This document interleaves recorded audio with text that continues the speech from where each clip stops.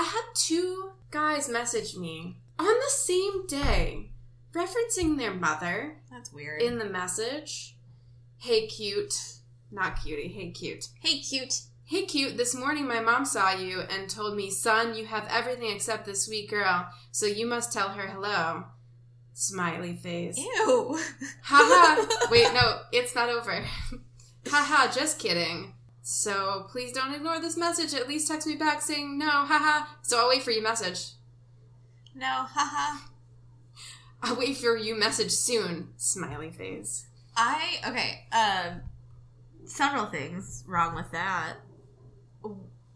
Wait, did he said, hey, cute. That was him. I have a feeling English might not be his first language, which is, I mean, I get it. I understand.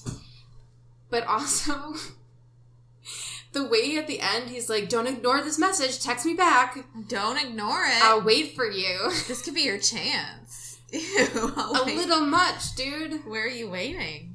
And then I had another guy message me, same day. Good evening, smiley face. You define sheer beauty. How are you? Caught my mom peeking at your profile, LOL. By the way, she's visiting me. And then he's... I lost all words when you read that. And then he says, can you guess which islands I'm from? Oh. Okay, well, here's the thing. You should never guess what islands people are from. I'm going to say that, that's just a rude thing to do. Oh, well, I think it's just asking for someone to be racist. It is. Probably. It is. Right? I feel like that's a trap. But Shocker. Also, it sounds like maybe you should text his mom. Hey, Mom. Hey, Mom. Heard you were in town. Yeah, believe it or not, I didn't message either of them back. I've had guys that send me the same, super long message, twice, 2 or 3 months apart. And you're like, dude, there's nothing that tells me so clearly that you're not putting any effort into it than when you send me the same message 3 months apart. Mass email. Ugh. I love, though, that mom is the new getter for girls. You just talk about your mom. Yeah, I don't know where that came from. I'm not really all for it. If there's anyone listening that has used their mother hitting on a girl, please email us and explain it. Okay, but also, why was he like, my mom was looking at you? Isn't that a little weird? That's why I said you should text mom. Is his mom interested in dating me? That's what I got from it. I think she is. Maybe I should call her. Yeah, call her. Okay. She's probably cute. She's probably a better catch than her son. Well, she did raise him, though. How do you raise children? Now? No. How? I have no idea. Well, one part of raising children is Christmas, which is what we are discussing on SheSplain today. Christmas traditions, where our joys come from. And what does it all mean? What is it? What is this? We're going to spread some joy today. Spreading joy across to all of you. So, did you, Bree, so people know who's talking, I'm TL. I'm Bree. Bree, did you have any traditions growing up that you really loved? You know, I liked decorating the tree. That was always fun because I have so many ornaments, so many customized and personal ornaments for everything. Every time we went on a vacation, we get an ornament each for the tree. That. Yeah, and it was very personal. I know some people decorate, and this is something I didn't realize until I got older, that some people decorate their tree in a very stylized, art-directed way. My whole family does that. I didn't know people did that. I thought everybody had, this, beautiful, personalized family tree that was... Yeah, these little, ornaments, and you can look at it and say, this is when I got this. Uh-huh. I love that. That's how my tree is right now. It's this season, and, Christmas decorations are up, and the tree is up. I love it so much that at my wedding, I had people write messages on Christmas bulbs because I love that. My family they have a theme. Their tree is this color and this color, or it's that color and that color. Ugh. And that didn't start, though, until I was in my teens. And I think it was easier for my mom to just decorate the tree one way. Yeah. And instead of, like, forcing me and my sister to decorate. And so she got to do what she wanted with her tree, which is great. And now my sister does it, but my nephew also has his own tiny tree that he has, like, all of the different ornaments on in his room. Tree? Yeah, in his room. Nice. Yeah. That's really neat. Did I remember to do an ornament at your wedding? I don't think so. I didn't do one? No, but we have extras, so you can. Oh, well, I'll do it this eventually. year. You can do it. Yeah, but I love Christmas ornaments. And anyone listening, I like Christmas. We're not trying to dig or hate. We're not Christmas killers. We're not Christmas killers. We're not Krampuses. We are not Krampus. I love Krampus, though, too. I have a Krampus ornament on my tree. He's a cutie. But he's, like, kind of evil. Oh, I feel like Krampus is, like, way misunderstood. And to me... Doesn't he punish the children that are bad? Yeah. He sends them to, like, it's... Yeah, he does. So, you like the discipline. I just like people being, like, really grateful and kind of getting... Like, I like when people are grateful. I love this. My mom was... Like, if you get a gift from somebody, you need to be grateful for that gift because no one has to give you anything. So, like, growing up, if somebody gave me a gift, I was always like, this is the best thing I've ever gotten. Because, like, I knew in my head that I didn't have to do that. And so, to me, Krampus is, like, little, not necessarily, like, little kids back in the day being punished. Like, that's sad. Everyone was dying. Why are you punishing this child? It's more like today. Like, I love the idea of, like, little shitty kids today and Krampus.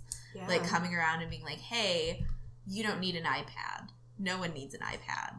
No. And then, like, that's how it is in my head, and that's why I like Krampus. Did you have to write thank you notes for everything? No. Really? No, because I didn't. I mostly got stuff for my family. We had to write thank you notes for... I mean, I never wrote one to my mom and dad or my brother, but for anyone else that gave me a present, I had to write a thank you note. And I still do that. Mostly. I mean, I don't think I send you one.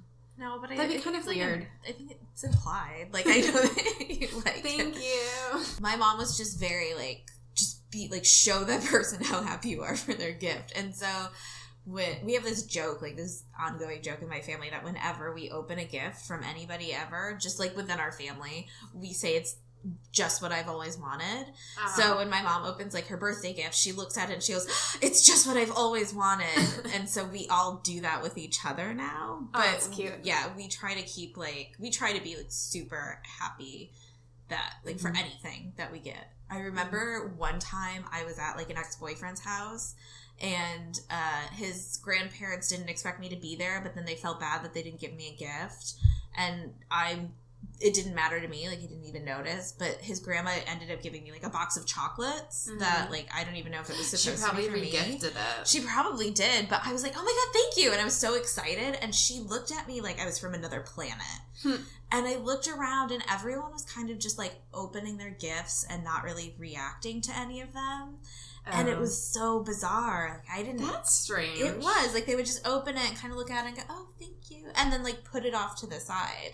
Like, they weren't... Maybe it was... They didn't want to be showy about gifts, but I remember... That was a really awkward moment for me because I was so excited and all I had was a box of chocolates. They probably thought that I was, like... You little cray-cray. Yeah, that was crazy. That's okay. We have another tradition, but I don't actually remember when it started, but I know we didn't do it when we were younger, but we started making lobster pie on Christmas morning. Oh, I think you told me about the lobster pie. And I don't know why or where it came from. It just happened one year, and, like, everybody acted like we had already done it, and I was like it was always a thing, and I was like, we've never done this before. But suddenly it was a thing, and somehow I got out of doing anything with it. Like, my brother always, well, it's different now that my brother's married and everything, but he would always be pulling the meat out with my mom, and I didn't have to do anything, and I don't know how I got into that position. But it was great. Yeah. While it lasted. Just sit back, eat lobster pie. That sounds delicious. Mm-hmm. Well, I usually had to make the brownies for the party that we would go to in the evening. So that was my duty, I guess. Brownie duty. What did your dad do? Mostly slept. Mostly took naps. Nap time for dad. I mean, my dad would be out there shoveling, usually, in the morning. Did you get up really early as a kid? No, my brother was always the one that woke me up because he wasn't allowed to open anything until I was awake. So he would be up super early and he would come and be like, wake up, it's Christmas. And I'd be like, I'm sleeping. He'd be like, come on. And then we always would bring our stockings, which were by our bedroom doors, bring them into my parents' room, get on the bed, everybody gets on the bed, and we'd open up our stockings, our stocking stuffers, and then we'd have to have breakfast before we could open any other presents. Oh, the wait. Oh, I know. And I was like, I'm a really slow present opener, so my brother just spent the entire Christmas day just being frustrated because I wouldn't wake up, and then I would be opening my presents really slow, and he would be done, and then he'd be like, let's go eat breakfast. And I'm just like, I'm still opening my toothbrush. Matt, our stocking tradition was a little different. Matt, though, his family, that was kind of like what held the kids over until the parents woke up too. Like, he and his sister would walk down and they would open up their stockings, and their stocking always had like an orange in it and like a toothbrush. Wait, like a chocolate orange? No, just like a regular orange, like an orange. Mine always has a chocolate orange. Ooh. But his always had like a toothbrush or something, and then he and his sister would open that, like little toys, and that's like what mom and dad would sleep through. Yeah. And then they would wake up and open gifts. Our stocking tradition was different. My mom would put 7 like small gifts in the stocking. Why 7? Well, we would open them one day. We would open one every day before Christmas. Okay. And that kind of like held me over as a little kid because I'm so not a patient person, and I was even less patient as a child. So, and I didn't wake up early or anything like that. So my mom didn't really need me to sleep. She just needed me to like calm the fuck down during like the Christmas week because it was like, let's just, and my mother and I also have this bad habit of if we have a gift for somebody, we want so badly to give that gift to somebody, to give that gift to the person, that we just will. We'll just give you all of your gifts, and then my mom will have me, now that I'm an adult, order my own presents to my house and tell me not to open them until Christmas, even though I ordered it myself. I know what it is. I'm just not allowed to use it. Yeah, my mom does that too. My mom will be like, okay, I'm sending this because I don't want to take it with me if it's something big. She's like, but you can't open it. I'm like, oh, sure, Mom, I didn't open it. And it's like sitting on my coffee table or something. Oh, like, yeah, please. No, I definitely opened it. I'm not going to like, no, there's no illusion. Right. But so my mom, if I was like, Mom, let me open all of my Christmas gifts a week before Christmas, she would have let me. So the stockings not only held me over, but they held that need for her. And I totally get it because I'm the exact same way. Like if I get Matthew, and I also like to order gifts early. So if I get Matthew a gift for like his birthday and it's a month away, like I give it to him immediately. Oh yeah. And I'm like, here. I mean, we're recording this on December 4th and we're both already done. We've been done for weeks. Yeah, I'm done. With our Christmas shopping. The last gift I bought yesterday was for Matthew's grandma. But I didn't have a list for her until yesterday. So not my fault. I love that Grandma has a list. Grandma's the only one out of that family who did have a list. Go Grandma. Go Grandma Joy. Oh, I love her. So the stocking, but that's something that I always really enjoyed as a kid, was the stocking. Yeah. So like, I started thinking about like where did stockings come from? Because it's kind of, if you don't know. It's a weird, it's definitely one of those things that we just accept as part of Christmas. Like most of Christmas traditions. Most people don't even know where they come from. You just do it. Yeah. There are a lot of Christmas traditions that I don't know where they come from. But stockings, because that was such a big deal when I was a kid, I wanted to figure out where that came from. And I think that in our research, both of us started to see a pattern that Christmas traditions and characters are pretty sexist. Which doesn't mean that they're okay to do, doesn't mean that they're not okay to celebrate and do now. Like, I still love stockings. I'm not stalking. Stockings. Don't stalk. And it's also, I mean, it's okay because how many people actually know the origin of it? They're not doing it to be... Yeah, it's taken on a totally different meaning, which after all of these years is okay.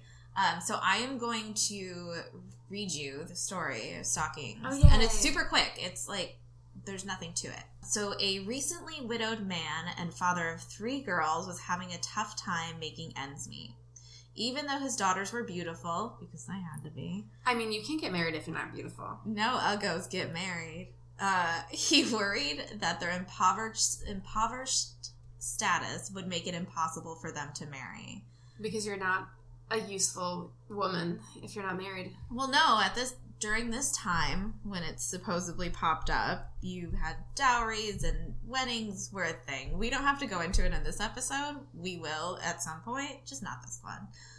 So St. Nicholas, a.k.a. Santa baby, he was wandering through the town where the man lived and heard all of the villagers discussing it, which is like, that's like really rude. Gossipy. Rude. That's yeah, I don't like that. He wanted to help, but he knew that the man would refuse charity because he's a man. And he's proud. And he's like, I'm proud. I'll figure this out. So instead, one night, he slid down the chimney and he filled the girls' recently laundered socks, which had been drying by the fire, with gold coins. Yeah. Yeah. And the girls awoke in the morning, overjoyed upon the discovery of their bounty. And because Did they get married? Because of St. Nick's generosity, the girls are now eligible to wed, and their father could rest easy that they wouldn't fall into lonely despair. Oh, dear God. Lonely despair. And another thing, you brought up the chocolate orange, and I brought up an orange. It said that in different versions of this story, because this is a story that's been carried out through different countries and through time, that Santa left gold balls, not coins. Oh. Or gold bells. And so you can't really replicate gold balls for people that are useful. And instead, when fruit was kind of rare, you would substitute oranges because those were rare and they were just as good as gold. Where did they get oranges during the winter? I don't know. They had to pay a lot for them. Maybe that's where the chocolate orange came from. Maybe. That would make sense. I was watching Penny Dreadful, and there's a little boy who, like, his family doesn't have a lot of money, and it's, like, in the middle of winter, and he was eating an orange, and it really took me out of the scene. Oh. And he's sick, so, like, I don't know. Well, he probably needed the vitamin C. Yeah, I'm sure he needed it, but it just really took me out of the whole scene. And I don't even know what happened in that scene because I was so focused on... And he wasn't actually eating the orange. It was like the orange had been eaten and then this character walks in and the little boy had stopped and set it down. Like, that's what it looked like had happened. But I was like, it was on like a dresser and I was just staring at it and I couldn't stop looking at it because oranges were not common. No, that's very anachronistic. Yeah. I love that word. It's my favorite. So back to stockings. That's their history. And I had no idea that that's where that came from. Yeah. I mean, I may have heard it somewhere along the line and didn't really care, but... I didn't know anything about that. And I don't think it's going to change anything for me, but I like to know. So there's other things that have some roots in, like, patriarchy. And patriarchy, sexism. So, have you heard of a little publication called Breitbart? Yeah.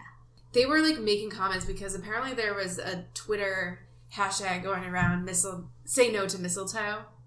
And they were like whining about women saying that mistletoe is kind of messed up. Mistletoe's creepy. It is, but why would you whine about somebody being like, ew, it's gross? Why? I don't... Because some people think that tradition is more important than not being gross, I think.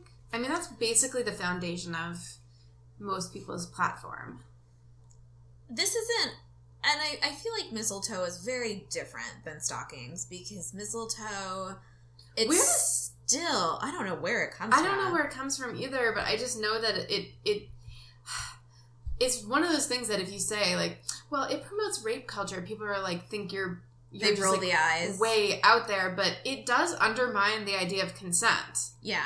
That you have to say yes to kissing someone just because. Yeah, it's gross. And it's not, it's still gross. We haven't assigned another meaning to it like we have with most other traditions. Mm-hmm. It's just you like kiss under the mistletoe. No matter what, you kiss under the mistletoe. Mm-hmm. Do you think that it might have roots in the whole women can't be outwardly sexual in any way without being judged or have it affecting their reputation? But like on this one night of the year, of the holiest years. No. Well, I mean, like, in the way that it was like a cutesy way for I'm sure outward affection to be okay when it might not have been otherwise in a situation. I think for me today, I don't think it really has a place, but I think in more repressed times, much like the song Baby It's Cold Outside, I know people like to make comment on that. I think these things, you have to know where they come from, because if you don't, they don't fit into today's society. Yeah. And it's not fair to judge them on today's standards, necessarily. Yeah, and I think that's where all of the traditions are coming from. Yeah. But it just means you have to be willing to let go of some things. Yeah. That don't have a place today. Yeah. Like stockings, okay. Mistletoe, we don't need it. No. It's not helping anyone. It's not cute. It's something that like you and your husband want to keep in your house and like you two kiss under the mistletoe. Like, but also if you want to kiss your husband, just kiss your husband. Yeah, like I don't know. It's like it just shouldn't have the rules that it has now. Mm-hmm. Like I think mistletoe looks cool. Like I think it's like a cute decoration, but I've never assigned any value to it. I mean, we never did growing up. Like it wasn't, nobody kissed. We always had one, but nobody was like kissing under it. It was just kind of there. And I guess to us it was more of like a good luck symbol, not necessarily like kissing. We didn't really have it at all, and I just, it was a thing that I knew about but never really encountered. And nobody's tried to pull anything on me. I remember the first time somebody told me what it was. And I was a pretty savvy kid, and I fought with them about it because I didn't believe it. I thought it was just kind of stupid. It was my friend's house, and they had a mistletoe. And she's like, oh, you're under the mistletoe, this little girl, to her parents, and they kissed. And I'm like, I don't get it. And I also didn't grow up with, like, I didn't grow up in a two-parent home, so it was just my mom. Like, I never saw my mom kissing anyone, and maybe that's why I didn't assign that to it. Mm-hmm. And she explained it to me, and I remember, like, arguing with this little girl to the point where she got so upset that I had to go home because I kept telling her she was wrong. She was actually not wrong. She was totally right, but it just didn't make any sense to me. It doesn't make any sense. It doesn't. We don't need it anymore. We don't. Like, let it go. Mm-hmm. You can keep a lot of things, but mistletoe, you can let it go. Let's move on from mistletoe. Okay. What other things are there? I think a lot of people don't realize that so many of the traditions that they're so precious about, that they hold so dear, come from advertising. Yeah. Santa's been around for a while, but Santa as we know him really comes from the Coca-Cola ads from the 30s and on, with his like red and white with the fur and the big belt and everything. He wasn't really one thing until they started doing that, and then that became like the universal image of him. Advertisement. Yeah. And then Rudolph as a character is an invention of advertising. The most famous reindeer of all was part of a poem that this guy wrote to lure customers into the Montgomery Ward department store. So that's just advertising. Rudolph. Yeah. He has nothing to do with any sort of actual Christmas tradition. And gift giving, as we know it, like, that started with advertising and window displays in the Victorian era. And you would give gifts to some people around Christmas, but prior to that, but after people kind of figured out that they could do these huge displays in their windows and make it a thing, the whole gift giving thing wasn't really that common among a lot of people. Yeah. And then A Charlie Brown Christmas, which is like a classic and a favorite, that was Coca-Cola as well. They just, McCann Advertising Agency, they were like, hey, Coca-Cola, what if we do a Christmas special and we'll do some product placement? The Coke logos don't actually appear in it anymore, but they did on the original broadcast. Oh, I didn't know that. Yeah. Secret time? I've never seen A Charlie Brown Christmas. That's okay. I've never seen it. I'm not sure you're missing much. I like Charlie Brown, but I've never seen it. I'm not sure I've seen it all the way through. All I remember usually is that he has that really sad little tree. Yeah, I know the tree that's got like one ornament and like a blanket for the skirt. It's cute. It is cute. Also, the Rudolph with the little like puppet thingy. They're not puppets. What are they? Stop motion one? Yeah. That was General Electric. Oh. Yeah.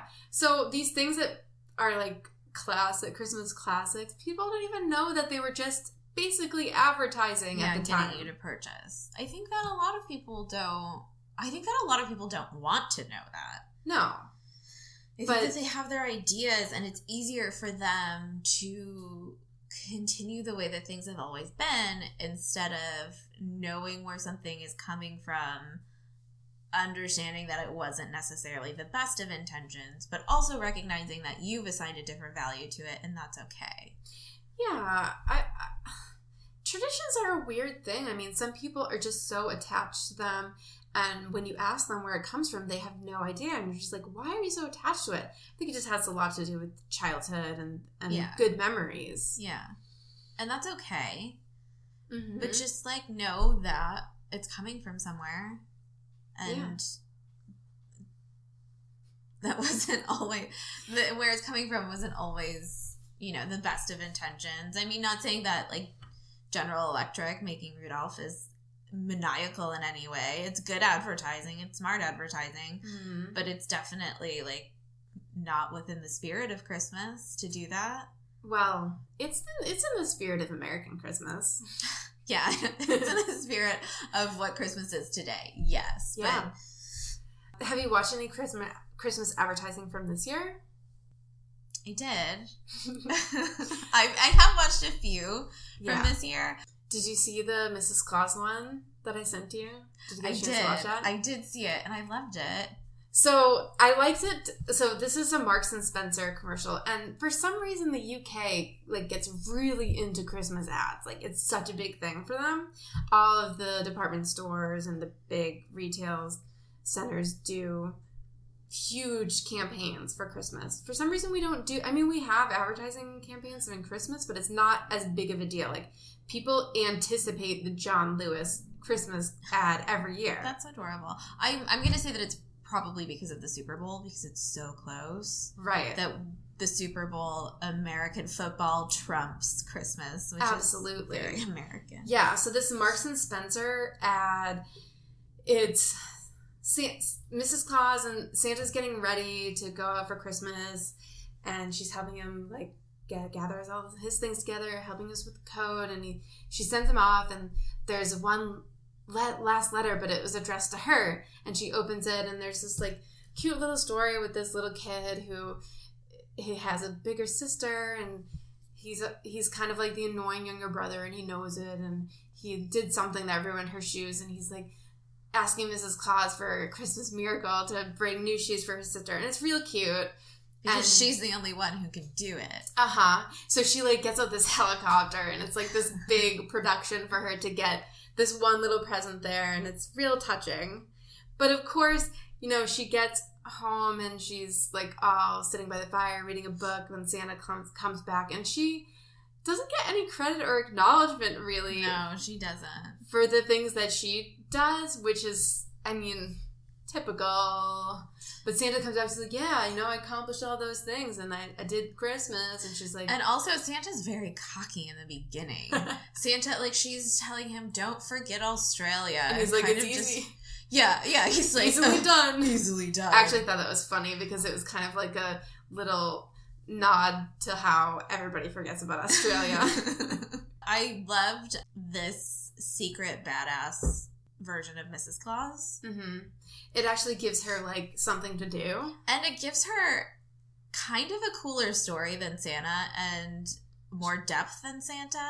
She's like the emergency gift, like... Yeah, like, to me, she was kind of like James Bond, because she's flying a helicopter and she has this secret, like, room that just pops up the perfect gift for her. Mm-hmm. And I want to know more about that, like how she has that, because they're not elves that are what is her story? Like, I like that she has this new story that I don't know about, but I want to know about, and it's cool. And she's more practical and smarter than Santa, because she's not like taking a stupid sleigh with reindeer. Like, she's using a helicopter to get to where she needs to go.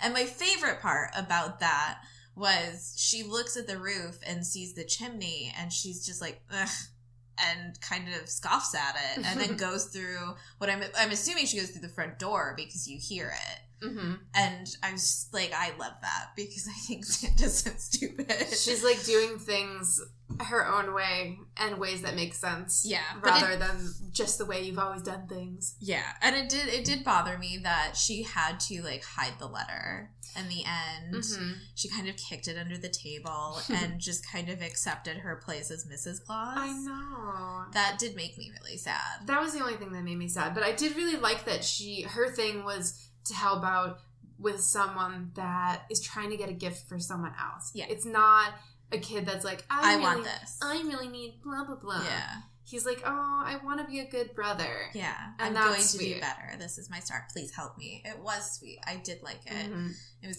It was decent advertising. And also at the end, she's holding a book that's called 50 Shades of Red, which is like, I don't know. I roll my eyes at it, but I think it's really funny. It was kind of a cute little detail. Cute. I would read 50 Shades of Red. What is that even about? I don't know. Maybe it's about different kinds of anger. Maybe. I would read that.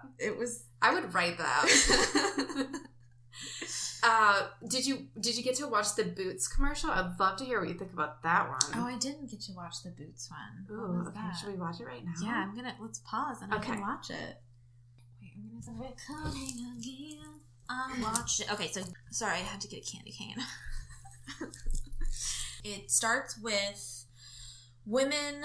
Well, first it starts with saying that a percentage of women, I don't remember exactly what it was. Around 500,000 women work on Christmas Day. Right. And then it starts with women. You see like firefighters and from different industries kind of walking in through these doors. And you come to find out that they are there to be pampered for the day and to be taken care of. They get makeovers. Basically. Yeah. Like, you get your hair done and your nails done and your makeup. And there's a song playing and the lyrics are, everybody's free to feel good. Yeah. Which is true.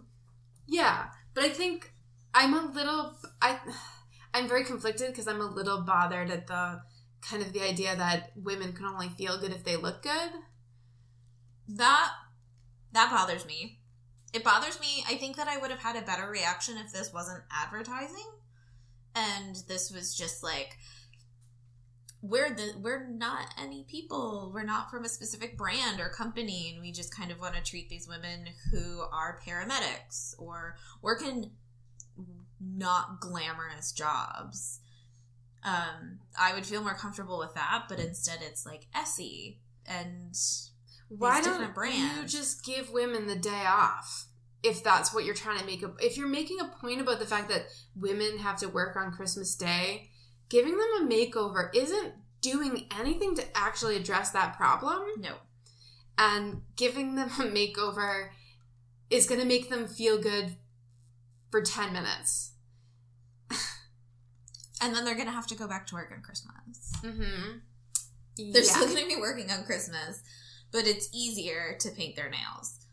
Now, with that being said, it is good for women to feel good about themselves, and if that comes with, we're going to give you a manicure, then, like, that's great. But it is, you're right, with the women work on Christmas. Like, this is not helping. Women do work on Christmas. Mm-hmm. There are a lot of people who work on Christmas, but, like, you're not doing anything by giving them a makeover to help them. Mm-hmm. You're treating them, which is lovely and nice. But it just feels like a cheap stunt.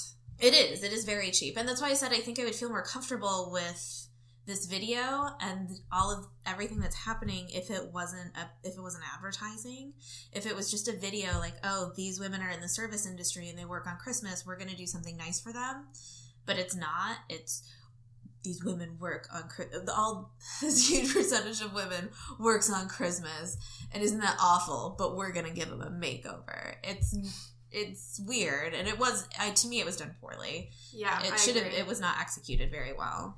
No. Speaking of things that aren't executed well, do you remember the ad from last year? It was a Bloomingdale's print ad, I think. No, it was in a catalog. And there's a woman sort of like looking off to the side laughing, and then next to her is a guy that's looking at her kind of creepily. And in the middle is the copy that says, "Spike your best friend's eggnog when they're not looking." Yeah. That's gross. And I'm laughing because it's so absurd. I can't believe that got past, like, multiple people. Come on, Bloomingdale's. Come on. You can do better. And actually, I didn't look into any of their stuff this year, but that was a big deal last year. I know a lot of people were saying, don't do that. Don't spike your friend's eggnog. Yeah. Yeah. But who wrote that? I want to know who wrote it. I would like to know, too, and I hope they got fired. I'm going to find out on Monday. There's so many people that had to go through and be approved that nobody was like, this is why we need women in more industries. We need women in advertising, women in everything. Because there needed to be someone along the line that said, hey, actually, maybe no.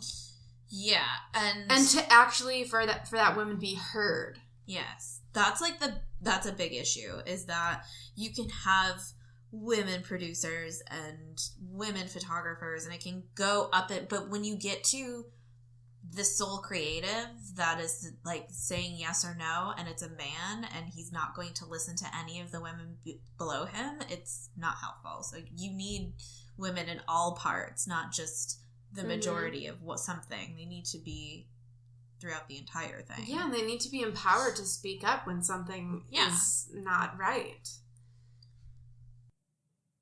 All right, so that concludes part 1 of our Christmas special. Next week, in part 2, we'll talk about sexism in modern gift giving. We'll take a look at Christmas characters from around the world, and we'll list our favorite made-for-TV Christmas movies. It's going to be a lot of fun, and you're definitely going to want to listen. If you haven't already, subscribe to us on iTunes and follow us on social media at SheSplain Podcast. Thanks for listening.